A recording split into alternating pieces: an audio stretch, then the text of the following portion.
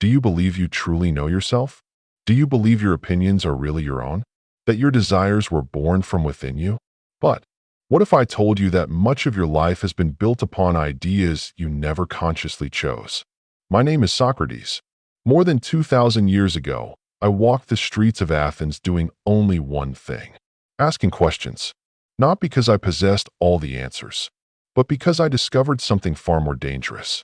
Most people go through life without ever questioning their own existence. Today, you are surrounded by technology. Every day, thousands of new ideas compete for your attention. You know what's happening on the other side of the world within seconds. Yet you continue to ignore the most important question of all. Who are you? Perhaps your first answer would be your name, your profession, your age, your ambitions. But every one of those things can disappear. If tomorrow you lose your career, will you still know who you are? If your wealth vanishes, what will remain? If no one recognizes your value anymore, will you still recognize yourself? Do you see? Most people spend their entire lives building an identity upon things that can be taken away. That is why I dedicated my life to asking questions. Because questions possess a power that answers never will. An answer ends a conversation. A question can transform a life. Whenever someone claimed to possess absolute truth, I asked only one thing: how do you know? And with only a few questions, certainty began to crumble. Not because those people lacked intelligence, but because very few examine what they believe. People accept opinions. They accept traditions. They accept customs. They accept the expectations of society, and then spend years defending beliefs they have never truly questioned. That is why, one day, I was called the wisest man in Athens.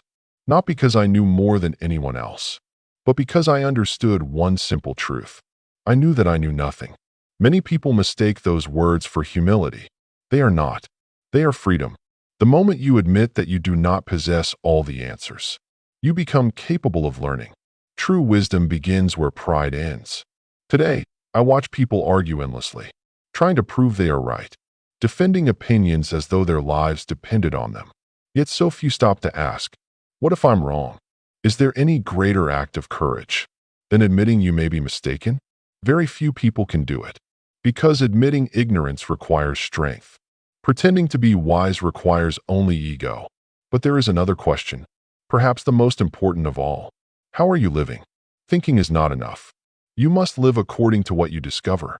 A life ruled only by desire soon becomes a slave to circumstance. If your happiness depends upon praise, criticism will control you. If your peace depends upon money, fear will follow you. If your worth depends upon the approval of others, you will never be truly free.